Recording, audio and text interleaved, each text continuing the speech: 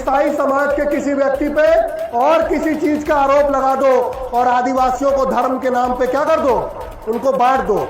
आपको और हमको ये समझना है कि ये जो भारतीय जनता पार्टी कर रही है, ये जो विष्णु देव साय की सरकार में हो रहा है, ये विशुद्ध राजनीति है। इसका हिंदू धर्म से कोई लेना देना नहीं है।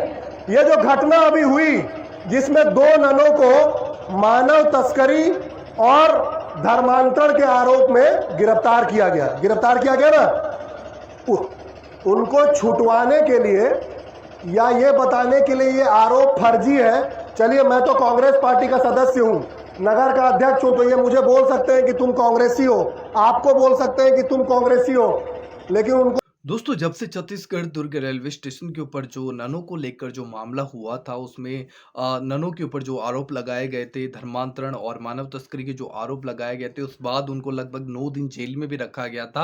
हालांकि उनकी जमानत हो चुकी है, जो आप भी जानते हैं। लेकिन दोस्तों, इस मामले के बाद में बहुत से ऐसे चेहरे सामने आकर लगातार इन लोगों का भंडाफोड़ कर रहे हैं कि किस तरीके से ये लोग राजनीति का खेल खेल रहे हैं और किस प्रकार से ईसाई लोगों को सताते हैं, टारगेट करते हैं, आदिवासियों को टारगेट करते हैं और कहीं ना कहीं ये लोग देश के अंदर, राज्यों के अंदर अशांति का माहौल बना रहे हैं। लेकिन दोस्तों, इसी बीच एक और वीडियो हमारे पास निकल कर आया है। नाम तो मैं नहीं जानता हूँ, लेकिन इस भाई ने, जो एक हिंदू वर्ग से आते हैं, इन्होंने किस प्रकार से ज्योति शर्मा और ज्योति शर्मा का जो दल है, जो किस प्रकार से ये लोग छत्तीसगढ़ ईसाई लोगों को सताते हैं, आरोप लगाते हैं, इन लोगों की किस तरीके से भंडाफोड़ किया है।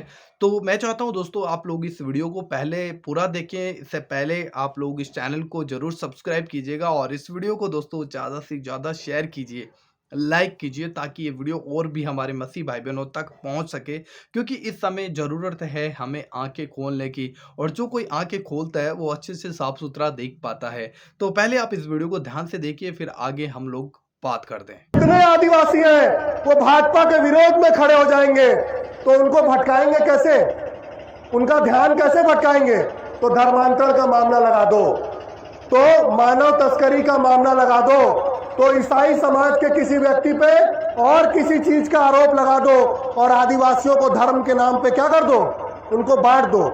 आपको और हमको ये समझना है कि ये जो भारतीय जनता पार्टी कर रही है, ये जो विष्णु देव साय की सरकार में हो रहा है, ये विशुद्ध राजनीति है। इसका हिंदू धर्म से कोई लेना देना नहीं है, इसका ईसाइयों से कोई लेना देना नहीं है। इनको अपनी कुर्सी और सत्ता बचानी है, इसलिए ये आपको और हमको लड़वाना चाहते हैं। साथियों,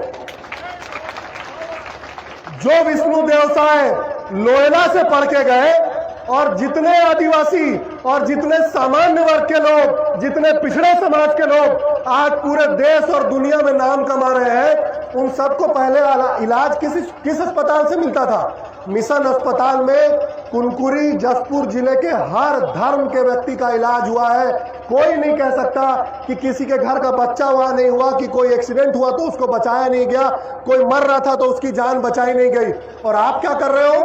आप राजनीति के लिए मिशन के अस्पताल को, मिशन के स्कूल को टारगेट कर रहे हो। क्यों कर रहे हो? क्योंकि आपको अपनी सत्ता और कुर्सी बचानी है। पर मैं पूछना चाहता हूं इस सरकार से कि 2025 आने के बाद भी आप एक बढ़िया स्कूल नहीं बना सकते, आप एक बढ़िया अस्पताल नहीं खोल सकते, तो जो लोग समाज में सेवा का काम कर रहे हैं उनको टारगेट क्यों कर रहे हैं?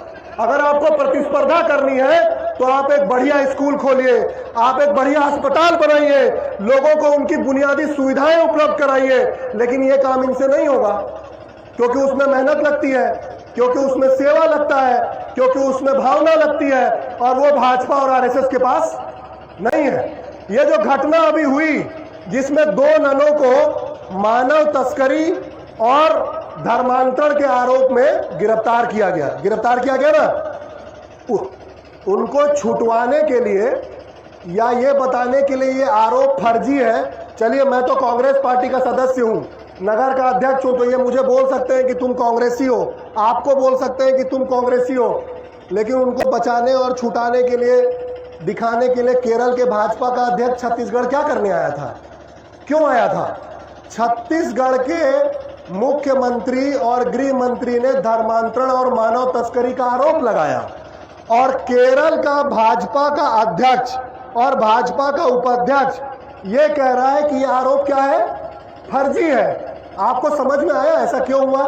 पार्टी तो एक ही है, भारतीय जनता पार्टी, इनका राष्ट्रीय अध्यक्ष भी एक ही है, जेपी नड्डा। फिर छत्तीसगढ़ की भाजपा और केरल की भाजपा के बयानों में अंतर क्यों है? मैं बताता हूं क्यों है। जसपुर जिले में भाजपा हिंदू और ईसाइयों को लड़वाना चाहती है और केरल में भाजपा ईसाइयों की पार्टी बनके वहां उनको मुसलमानों से लड़वाना चाहती है। तो केरल में भाजपा ईसाइयों के साथ दिखना चाहती है और जसपुर में भाजपा ईसाइयों का विरोध करती है। मैं आपको ये बात इसलिए बता रहा हूं क्योंकि इसके केंद्र में विशुद्ध राजनीति है। जिससे भी भारतीय जनता पार्टी की सरकार बनती हो, जिससे भी भाजपा को राजनीति में फायदा होता हो, ये हर वो काम करने को तैयार है। इनको किसी बात की कोई शर्म नहीं है। इसलिए जब आज आप लोग जमा हुए हैं तो मेरा आना और मेरे जैसे अलग अलग समाजों का आना और जरूरी हो जाता है, ताकि वो ये बताए कि यह केवल किसी एक समाज और जाति की लड़ाई नहीं है। ये लड़ाई भारत के संविधान में जो अधिकार आपको और हमको बराबरी का मिला, यह उस अधिकार को बचाने की लड़ाई है। ये लड़ाई जिस भारत का सपना हमारे आपके पूर्वजों ने देखा था, उस सर्वधर्म संभाव के भारत को बचाने की लड़ाई है। ये लड़ाई भारत में कानूनी व्यवस्था को स्थापित करने की लड़ाई है।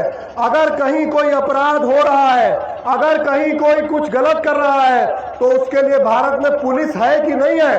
बताइए, है कि नहीं है? तो वहां ये बजरंगी गुंडे, वहां ये आरएसएस के लोग, वहां ये भाजपाई गुंडे क्या करने जाते हैं भाई? अगर कोई समस्या है, कहीं कोई कानून तोड़ा जा रहा है, कहीं कोई दिक्कत है, तो आप थाने में रिपोर्ट करिए और पुलिस अपना काम करेगी, न्यायपालिका अपना काम करेगी। आपको कानून हाथ में लेने का अधिकार किसी ने नहीं दिया है। इसलिए आज इस सभा के माध्यम से जहां इन फर्जी आरोपों का विरोध करने आप जमा हुए हैं, मैं भी आपके साथ जमा हुआ हूं और मैं मुखरता से कह रहा हूं कि यह लड़ाई हमको अपने भारत को बचाने की, ये लड़ाई हमको आपसी प्रेम को बचाने की, ये लड़ाई हमारे आपके बीच के सद्भाव और पड़ोस को बचाने की है। और ये लड़ाई भारतीय जनता पार्टी के वैमनस्यता और नफरत को जनता के सामने की लड़ाई है। ये लड़ाई नफरत के इस बाजार में मोहब्बत का दुकान खोलने की लड़ाई है साथियों। इसलिए मैं बस इतना कहना चाहता हूं कि जब भी कभी आप देखेंगे कि भारतीय जनता पार्टी किसी के ऊपर धर्मांतरण, मानव तस्करी या ऐसा कोई आरोप लगा रही है, तो इस राजनीति को ठीक से समझ के उसका पूरी ताकत से, लोकतांत्रिक रूप से, संविधान में दिए अधिकारों के साथ हम सबको मिलजुल करके विरोध करना है। तो अभी आप लोगों ने इस वीडियो में देखा कि किस प्रकार से ये जो भाई है इस बात को बोलता है कि जो छत्तीसगढ़ में जो ईसाई लोगों के ऊपर जो अत्याचार हो रहे हैं, जो उन्हें बार बार उन्हें सताया जाता है, लोगों के अधिकारों का खनन किया जाता है, उनके अधिकारों को छीना जा रहा है। और जो दुर्ग रेलवे स्टेशन के ऊपर जो ननों की गिरफ्तारी को जो मामला हुआ था, उसके बारे में भी इस भाई ने यहाँ पर बात की है। दोस्तों, आप लोग जानते हैं कि पिछले काफ़ी सालों से, कुछ सालों से लगातार छत्तीसगढ़ में, एमपी में, यूपी में, बिहार में ऐसी चीज़ें देखने को मिल रही थी जहाँ पर ये लोग कहीं भी पहुँच जाते थे, चर्च के अंदर जाकर धर्मांतरण का आरोप लगाते, पादरी को पीटते, मारते, विश्वासियों के साथ दुर्व्यवहार करते। इस तरीके की जो चीज़ें थी वो लगातार सामने निकल कर आ रही थी। लेकिन दोस्तों, कहा जाता ना कि जब पाप का घड़ा भर जाता है तो फिर बात छुपाई नहीं जा सकती, है ना? तो कहीं न कहीं जब परमेश्वर के लोगों को लोग सताते हैं तो परमेश्वर न्याय करने वाला परमेश्वर है। बाइबल साफ कहती है कि जो कोई परमेश्वर की आँख को छूता, जो परमेश्वर के लोगों को छूता है, वो परमेश्वर की आँख को छूता है।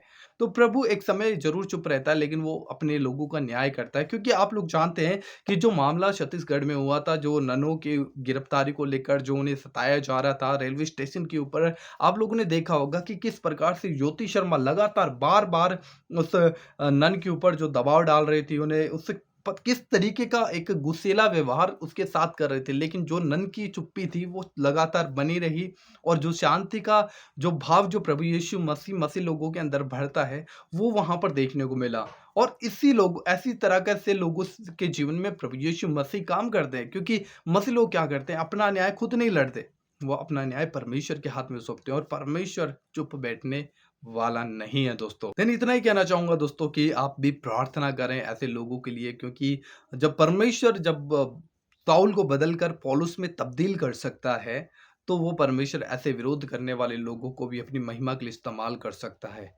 क्योंकि जो शाऊल था, वो एक इतना भयंकर बेकार इंसान था जो मसीह लोगों को मारता-पीटता, और उसे जब भी पता चलता कि यहाँ पर परमेश्वर के लोग इकट्ठा हुए हैं, तो वो वहाँ पर पहुँच जाता उन्हें मारने-पीटने के लिए। लेकिन परमेश्वर का एनकाउंटर एक दिन शाऊल के साथ हुआ, और उसके बाद में किस तरीके से वो पौलुस में तब्दील हो गया, और लगभग 13 से 14 बाइबल की नए नियम की पत्रियाँ पौलुस ने लिखी थी।